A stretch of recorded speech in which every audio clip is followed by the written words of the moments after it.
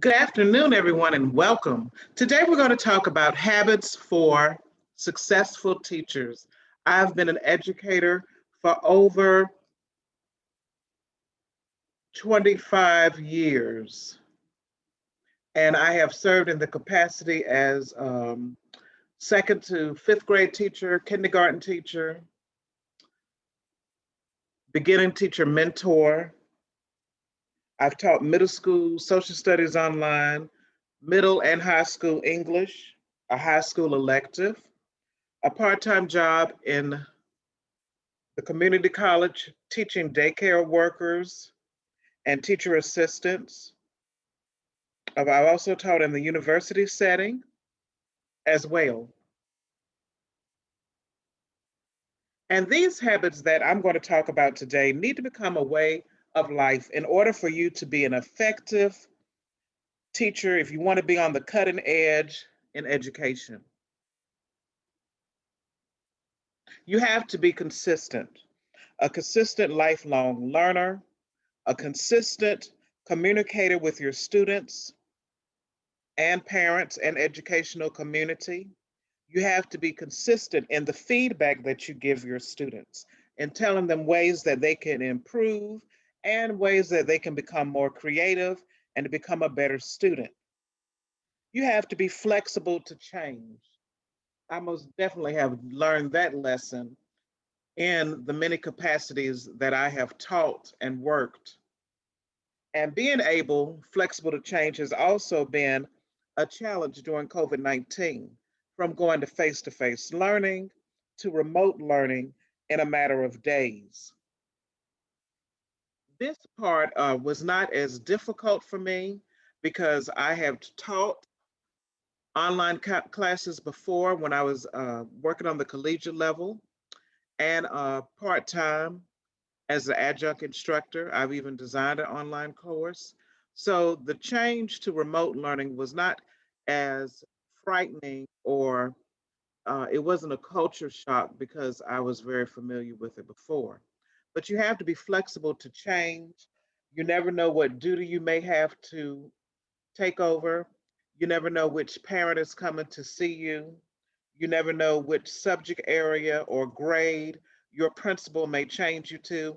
I remember in my earlier years of teaching, I started or I applied for a third grade position or a second grade position. And on the first day of school, my principal told me I was going to be teaching fifth grade and I'll be working with another teacher and I would teach the math, she would teach the language arts, and I would also teach, I think I also taught social studies and science. But of course, to say I wasn't very happy about that. And then also that year, I changed my classroom 3 times because of the administrator's directive. I started off in a classroom that had no heat. Then I moved to a brand new trailer on the outside, And she told me on a Friday, and we moved that exact day. And I had my students to help me move. She wanted me to move and be ready to go on Monday. I didn't have any family in the area. The school wasn't open on the weekend. It's Friday. I'm gonna have my class ready on Monday. But we got it done, and then she moved me out the trailer back to the classroom with no heat. Flexible to change because you don't know what you're going to face in the field of education. Creativity. How can I use digital tools to enhance student instruction? How can I decorate my classroom in order to captivate and stimulate my students' thinking and to create an aura of acceptance and to make my students feel at home? What type of art projects can I integrate with social studies and science? How can I use music in my instruction as well? How can I use rap? Vocabulary is a great source to use in integrating and teaching topics with science, social studies, math, language arts, and so forth. Lifelong learner and a member of a safe community. How can I be a part of the NEA or my other state organizations that support educators, provide professional development, and also provide training and a safe space for me to talk about my issues and concerns, challenges, and also to showcase my successes. I am a lifelong learner. I have a bachelor's in elementary education and a master's in education. But I also studied accounting and wanted to minor in Spanish, but then I wanted to graduate as soon as possible. But I did take several classes in Spanish, and that is one of my future goals as well. But right now, I'm studying library science. And in the future, I plan to study social work. So, being a lifelong learner, giving yourself challenges, coming up with strategies. Well, if I'm a lifelong learner and I'm always in the class, when I'm a student, that gives me another perspective and ways and things to do and things not to do as a lifelong learner. And also being empowered to address the learning styles and needs of my ESL learners, English as a second language, my gifted students, my students who are low achievers and who are not motivated. Only when I'm a lifelong learner do I broaden the horizons of my education and empower myself to better assist them. I must have an engaging and interactive teaching style. For example, if I'm teaching a lesson about fractions, I can use M&Ms and Skittles, manipulative, so that students can visualize what a fraction looks like in a group as a whole and separately. I could use a map of North Carolina, which has 100 counties, so my students can do fractions with that. What fraction of the state is in the mountain region? What fraction of the state is in the Sandhills region? I can also use technology, Shepherd Software, Mr. Nussbaum, so that my students can play interactive educational games that teach the concepts of fractions.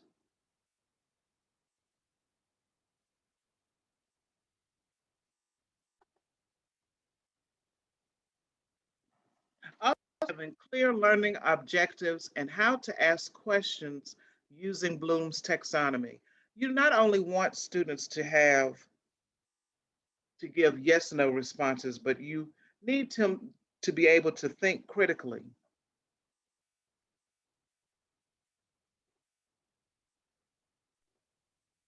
But also, as an educator, you must be able to ask relevant questions to your students, able to stimulate their thinking from the knowledge level to the synthesis and evaluation level of Bloom's taxonomy. Also, be able to ask all types of questions, questions that require self reflection and that require them to connect to their own experiences. And also being able to reflect on your practice. is a very good habit that effective educators have. You must be able to criticize in order to make the necessary improvements you need as an educator. What went well in this lesson? Did I ask enough questions? Did I use the appropriate digital tools for my lesson? Was the lesson long enough? Should I have divided my groups differently? Should my groups have been homogeneous or should I have used heterogeneous groups? These are some of the questions you should ask yourself in reflecting on your practice and improving yourself and becoming a better educator.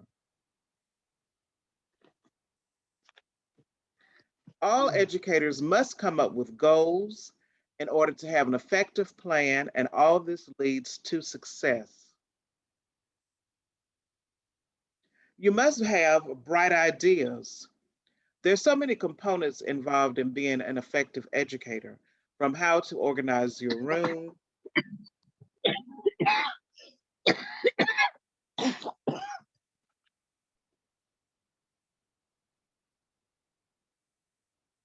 There's so many factors and criteria in becoming an effective educator, from ideas of how to set up your classroom, how to set up your book area for students to read books, where to put materials, where to set up areas for meetings and for projects for your students, what type of bulletin boards you want to design, how to set up your notebooks for science, social studies, language arts, and writing, how to set up the centers in your groups. How many students will sit in a table? Will you have 3 to a table, 4 to a table? What type of materials are you going to have on your desk or on your tables for your students to use? What area will your parents be able to sit in when they come to visit? All of these are just a few of the things that you need as ideas as an educator. And most importantly, what type of literature will you use in your lessons, whether you're teaching a lesson about math, reading, writing, language arts, social studies? You must have a lot of ideas, and there are many professional magazines that give ideas for educators, such as Highlight and the Mailbox. You must be able to organize as an educator. You must organize your schedule so that you can maximize the learning time of your students. You must be able to organize your classroom so that your students are comfortable and that is also appealing to your students and appealing to the educational community as well. You must be able to organize your lesson plans so that in case that someone else needs to come in your classroom, they're able to pick up right where you left off and to continue. You must have your materials and resources organized so that you're able to quickly access it without losing instructional time.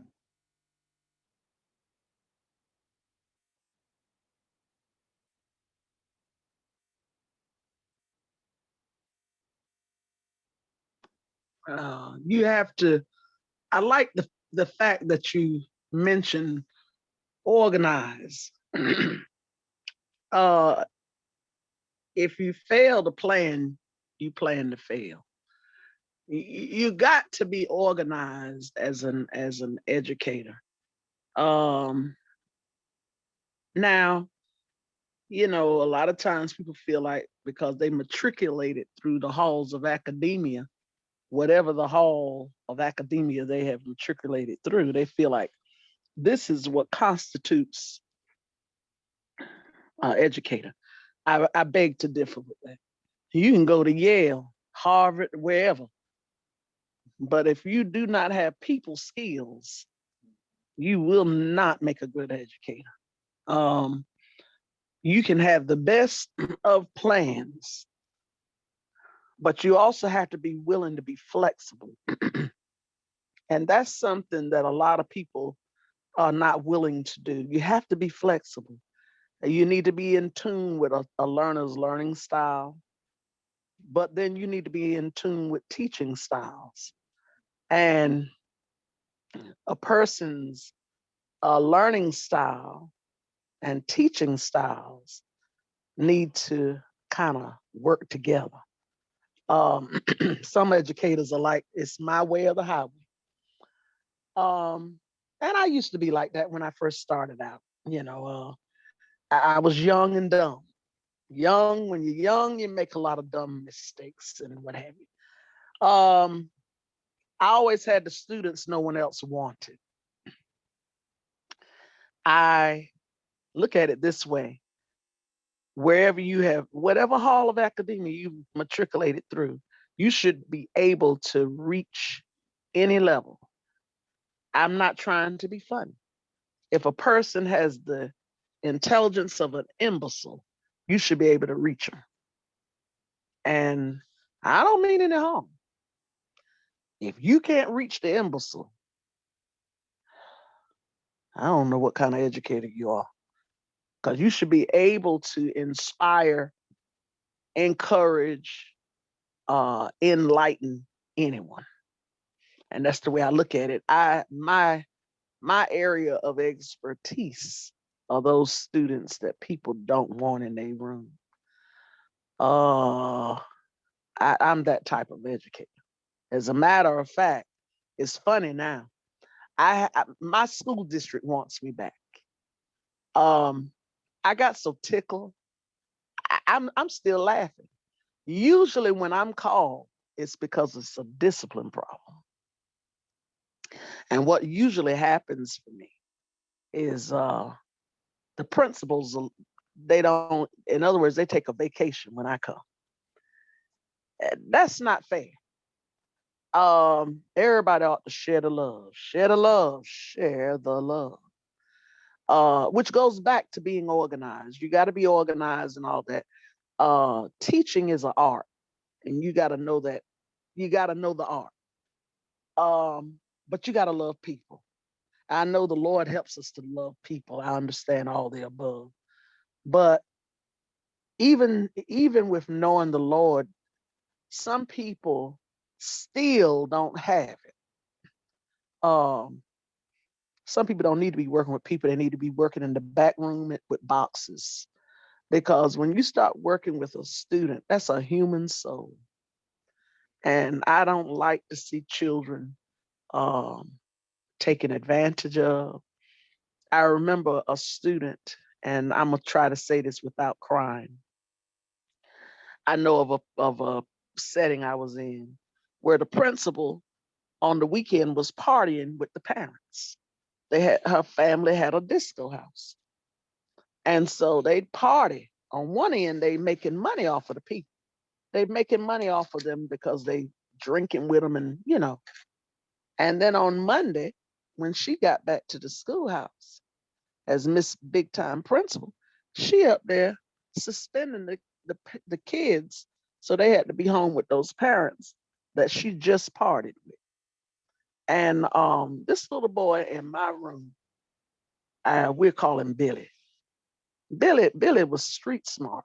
Billy was street smart. When it came down to science and math, he aced my class because he was the cleanup boy after the party. And I want you to know this is a real story. This thing hurts. This child, she wanted to hold him back in my room. Not because I hadn't done my job. It was because she had a issue with the mother. And I was an advocate for children. And that lady said they were gonna hold him back. And what they were gonna hold him back for was because he wasn't able to pay his book fees at the end of the year. I told his mother, yes, I said it. I said, look, you get your raggedy behind down here. Bring the money, and don't you stop in the office. You come straight to my room.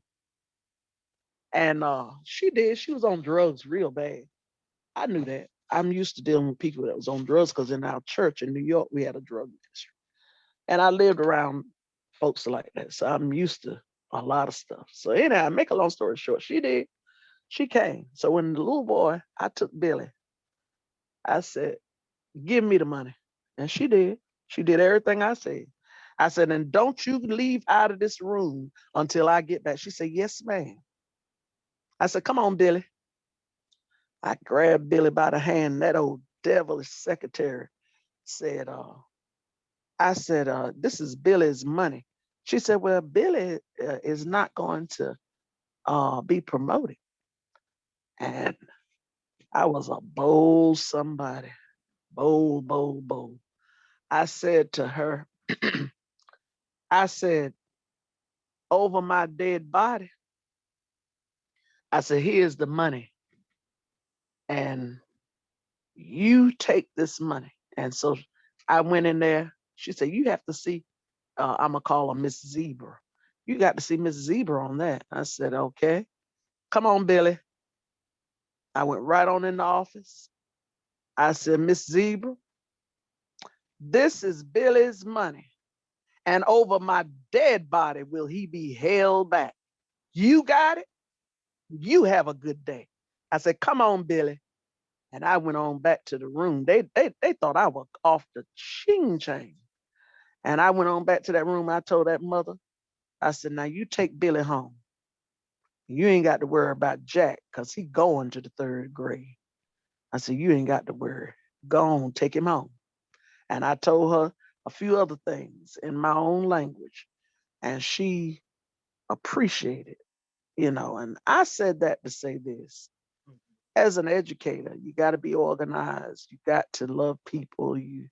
It's a self-sacrificing job of which I am not doing it no more. I ain't doing it no more. I ain't doing it no more. I'm doing what I enjoy doing. Uh, I feel better. I really do feel better about what I'm doing now. I'm really doing what I want to do. Exactly.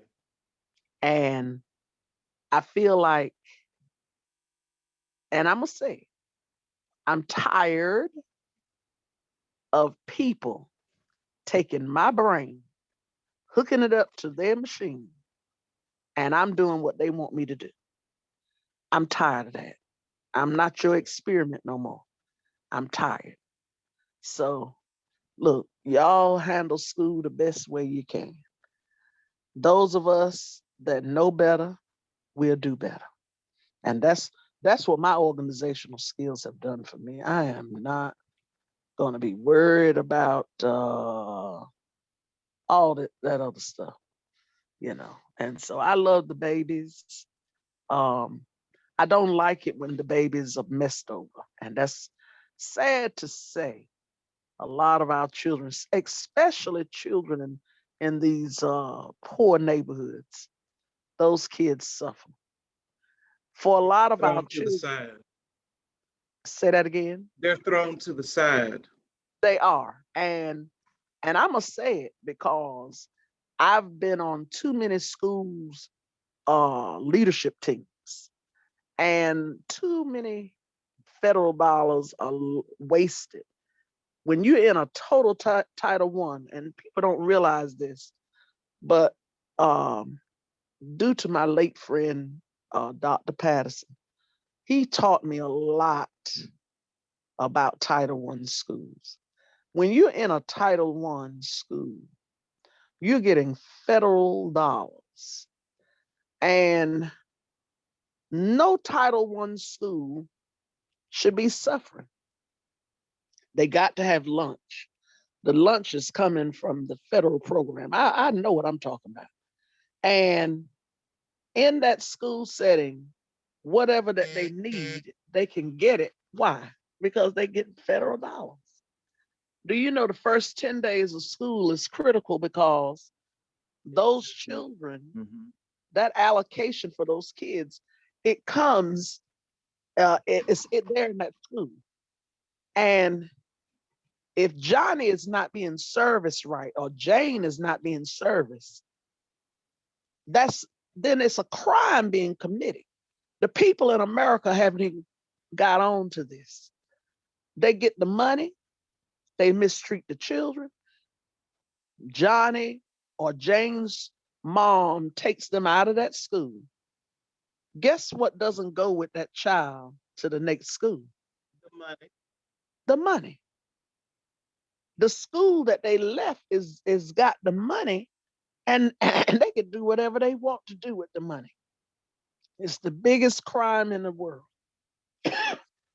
And a lot And of times they're hire subs instead of getting certified teachers. They'll do that too to save money. to save money. And I realized something. Why am I gonna help this school save money? By being a long-term sub in a bad situation.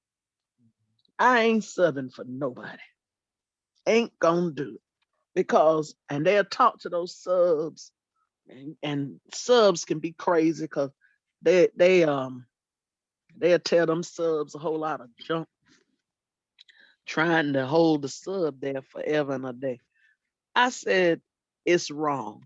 If you in a Title I school, they ought to have a tutoring program in that school, help those children, and not just any tutoring program.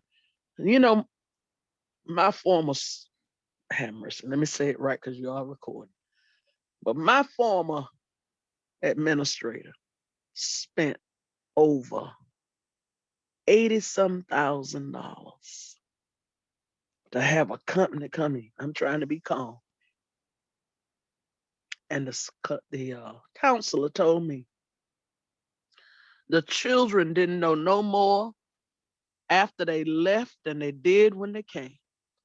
That was a waste of money. And a lot of time that's their friend or associate I already know that somebody they're that's in paying. somebody that's in their fraternity Mhm. or sorority. So you know what? I said, okay, since they want to, if you got money, I'm gonna call it like I want to. Any school district got stupid money, I'll qualify for your stupid money. We're gonna get your stupid money, and we're gonna show you how to work with this thing. I think it's wrong. I was in a setting years ago wherein our school was taken over by a Edison school. It became an Edison school. And anyway, Nash Rocky Mount did not want that school setting. And I'm sorry I called their name, but they are no longer in existence. It's back to Nash County. That's a prejudice thing, it's political. But to make a long story short, the principal that was there for that setting, she didn't want to take orders from where she didn't want to take orders from. I'm gonna be nice. And to make a long story short, she told us to throw all those books and things. I mean, it was brand new stuff. She wanted everything thrown out. I mean, they And told she us, could have given that to the community. listen, oh God, okay, I'm gonna let you. Ooh, I cried behind what I saw in the trash can. And the janitor came to me one day because he knew I stayed late. He said, Miss Frank, please, I want you to see something. I went out there with him. I cried. I cried. And like you said, if you love the community, all that person had to do was, y'all come and get these books. Y'all come get the Oh, dictionaries. mhm. Uh, I mean, ridiculous. Would have taken it home. It's ridiculous. And so a lot of that goes on. And in the day of judgment, people gonna have to answer to God for what have happened. Uh, a lot of things that people do now, they think they're not gonna see it again, but they're gonna see it again. So I'm done. I thank God I'm done. Mhm. And I also feel like educators are self-sacrificing themselves during COVID-19 because we can more easily do the remote learning than the in-person learning. And every time that I hear of a school district trying to return to full capacity, they have another outbreak. Why do we But keep going through this vicious cycle of quarantine and being exposed to COVID-19 and then having to go back to remote when we could just stay remote? I don't understand it. And I'm not going to understand. And I'm gonna tell you what it's all about. It's all about the Benjamins. Yeah. Now, it's all about the Benjamins. And I never thought I'd ever say it like that, but that's all it's about. And I'm gonna say this. I'm gonna make a blank statement. And the Benjamin thing is transcending all across every walk of life. You're exactly Now, right. people, and I have learned this, people don't care. They don't have no feelings for you.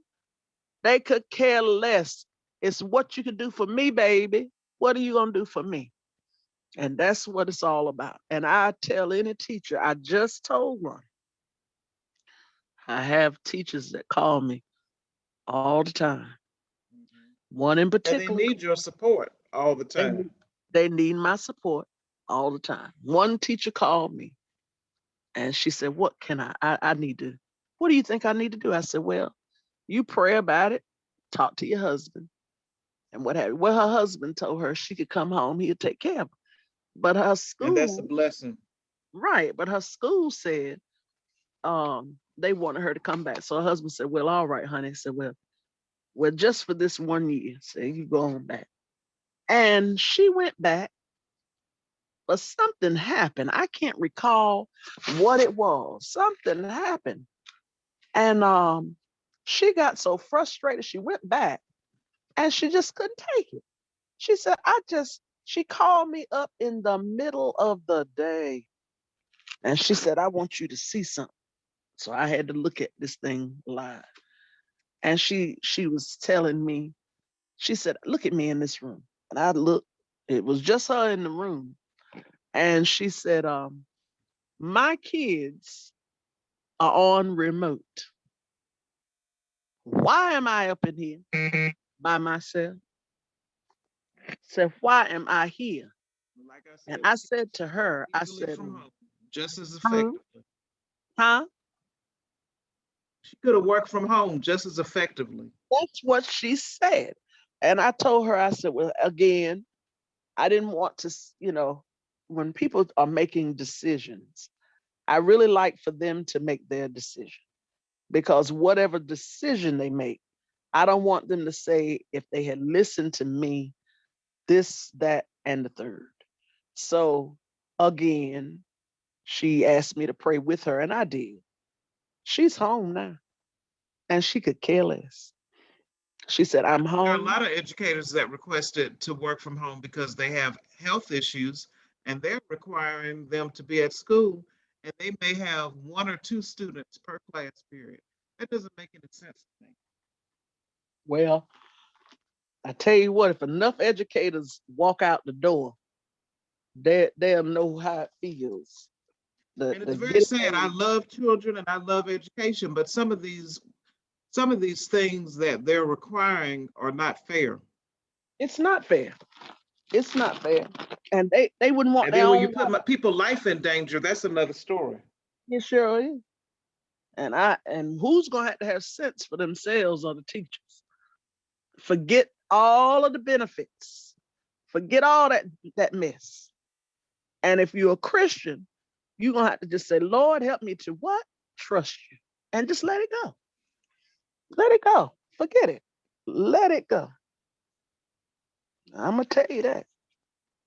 Let me tell you something, sister. This is my new saying. If a person don't care for you when you down, you don't need them when you well. I'm gonna Amen. tell you just like it is. If in education they don't care for you with this COVID mess that's out here, this here thing is real. When I saw doctors and teachers, principals, like my friend today, he's gone. One of the best When he administrators. could have been living if they had just gone remote. My God. And what he did so wrong. He was involved with a parade and he didn't have on no mask. And I didn't like that and all. He was out there with the people and shaking hands and carrying them. And over And 500 teachers are dead, educators are dead due to COVID-19. they want y'all to go in that school. I wouldn't. You know what? Mm.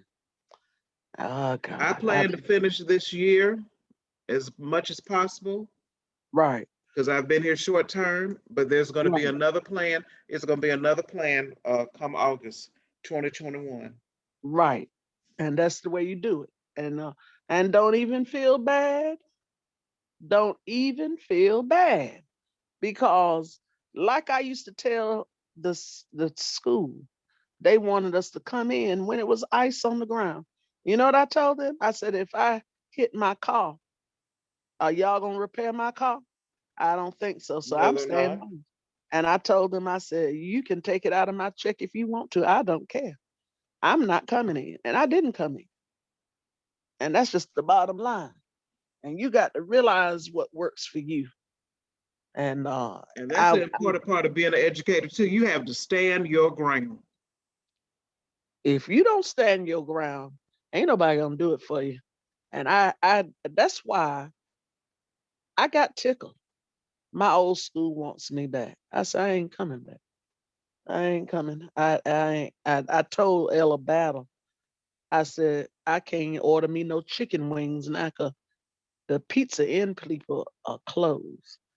And he laughed at me. God knows he did. I fed a miniature and off of that pizza, trying to help him read and all. And I ain't doing it no more. I ain't doing it. I So did what it are at some that of your time. favorite books that you've read over the years with your My students as a kids, librarian? The Faithful Friend. I can't remember who that. I like The Faithful Friend. I've read The Very Hungry Caterpillar. I love that. By Eric Carle, I believe that is. I like The Giving Tree by Shel Silverstein. Now, I love Shel Silverstein. He's kind of eccentric, but I would use a lot of his poetry. I like mm, my favorite lady, um, Eloise Greenfield. That's one of my favorites. Honey, I love. I know that whole poem. I committed it by heart. She's a poet in her own right, and I believe I'm related to her. I really do. But she's from Palmer Lee, North Carolina, and she has several books. At Central, they had the Charlemagne Rollins colloquium, the best thing they ever used to have. I don't know if they still do it, but it was the best thing ever. I met a lot of Black authors. I met Mildred Pitts Walter. I met Eloise, of course, Eloise Greenfield. Talked to her on the phone many times.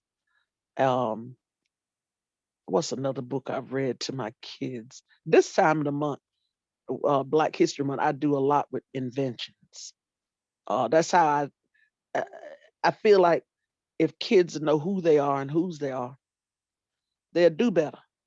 And when the Yes. kids start realizing, oh my God, we invented this. Oh my God, we did that. Then hopefully it will cause them to want to think and invent. And I noticed in a Title I school, when the kids realized that they are somebody, they started acting better. And so that's what I like. Chapter books. I'm trying to think what was some of my chapter books. I like the Cricket in Times Square.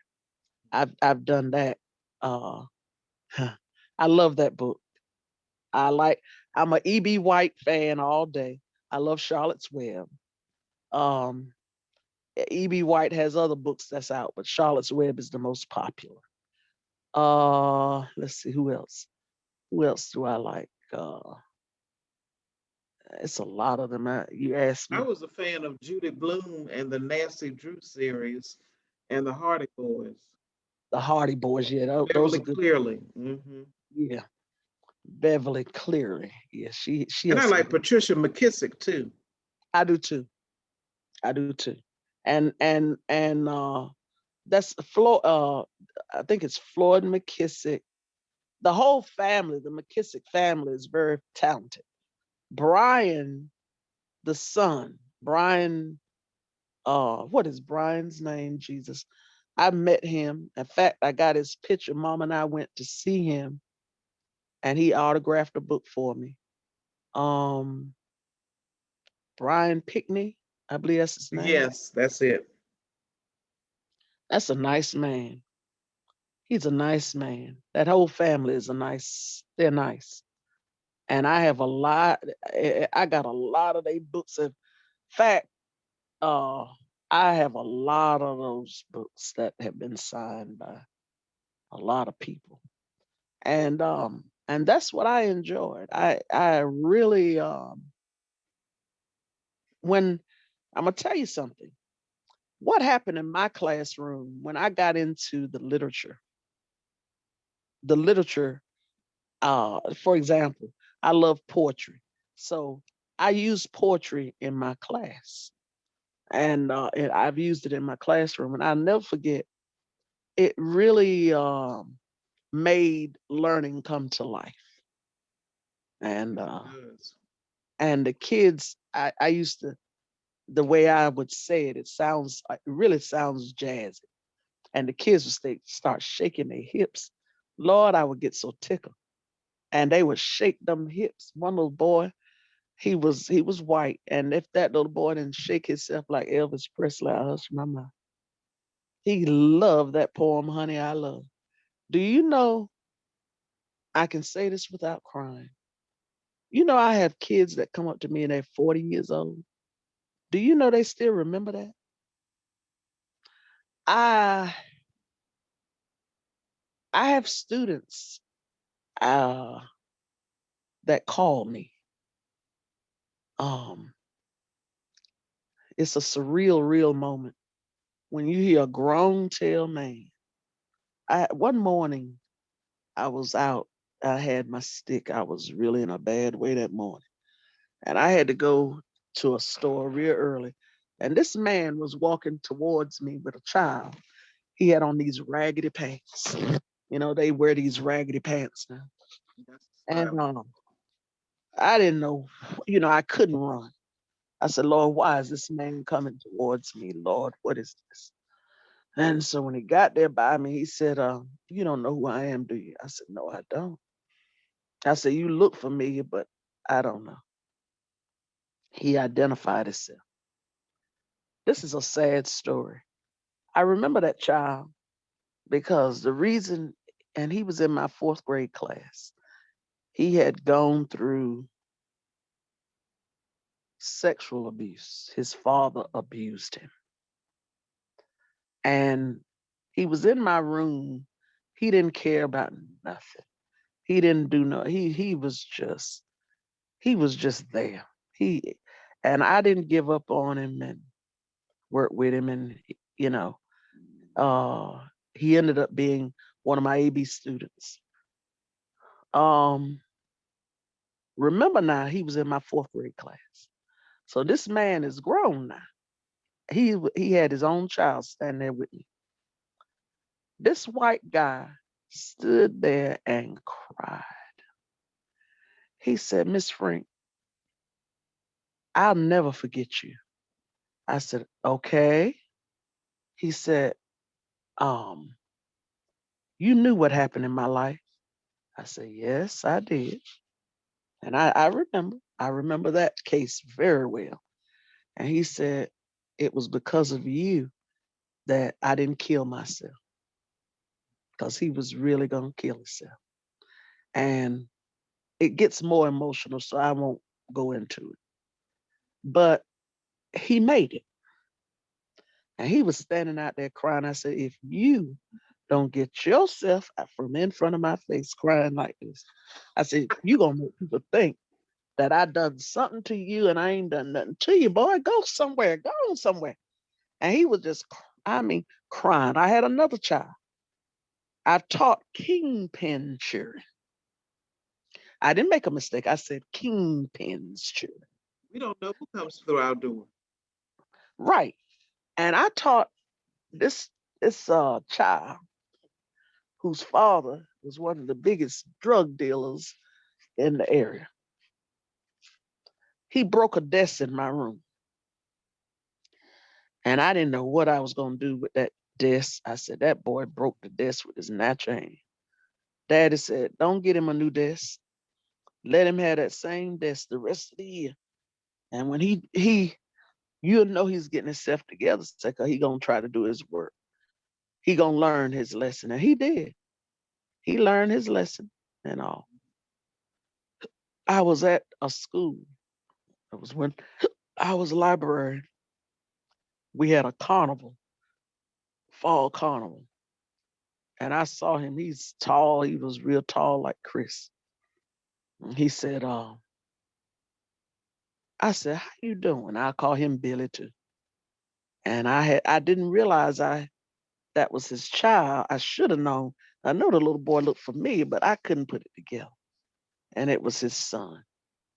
I'm standing at the table and Billy's standing next to me. I kept hearing the sniffling. I said, what in the devil is this? He was crying. He said I was one of the best teachers he ever had. And he's standing there crying.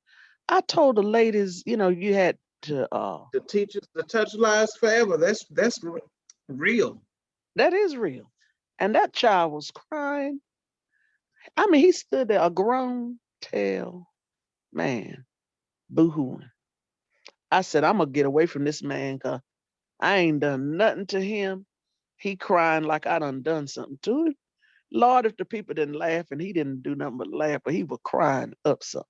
He said, I really literally helped save his life. I got a lot of stories out there like that. For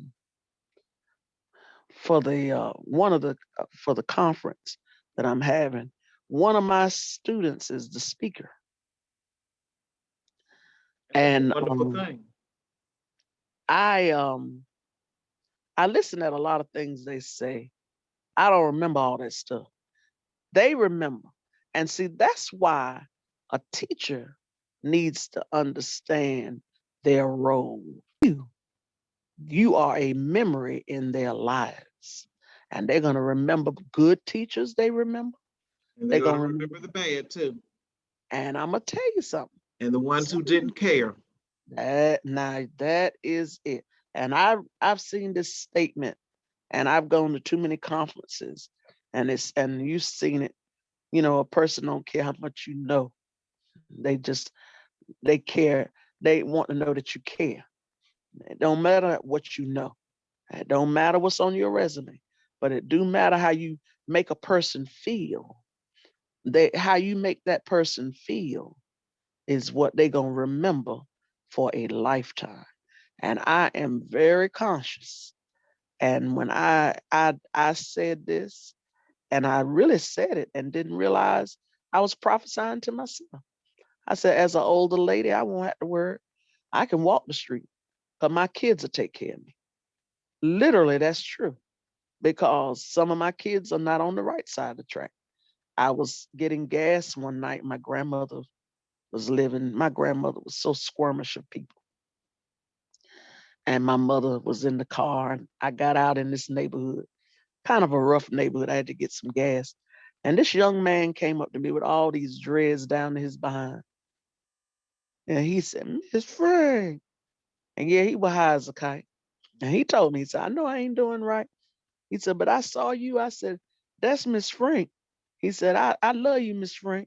I love you. And I hugged him. I said, I love you too. I said, get yourself right now. You don't need them drugs.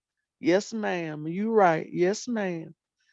And my grandmother, when I got in the car after pumping my gas, my grandmother said, who was that? And I began to tell him it was one of her babies. I was in the grocery store and I didn't have enough money for my groceries. One night in Walmart, one of my former students came over and took care of my bill. So one of my life is students bought my meal at Harding's. And I have $1 in my pocket. I believe you. It's our babies that would take care of us. We were helping other folk cheer. We taught capital trash to them because we had to help them. We had to do what we had to do to stay in that room. And what the children didn't know is that, and I had to end up telling my kids, I didn't like to tell them, but I had to tell them. I said, when y'all see Mr. So-and-so coming here he's sitting down, y'all stop grinning at him and waving at him. He ain't in here to look at you, wave at him. He's in here to grade your teacher. I said, and I want a good grade. Don't you want your teacher to get a good grade? Yes, ma'am. I said, so when you see that person coming in, you better be at your best, and you better. And I looked over at them those smarties. I said, you better not be saying we did this yesterday. I said, you better not open your mouth and say you did this. It's review. That's what I told them. I said, anytime you've done it before, it's a review. So, honey, child, my kids knew the routine. They sure did. And that's something a veteran teacher told me when I first started. They said, always have a lesson on the side ready to go just in case you have visitors. Right. A prepared lesson that's going to impress them. That's the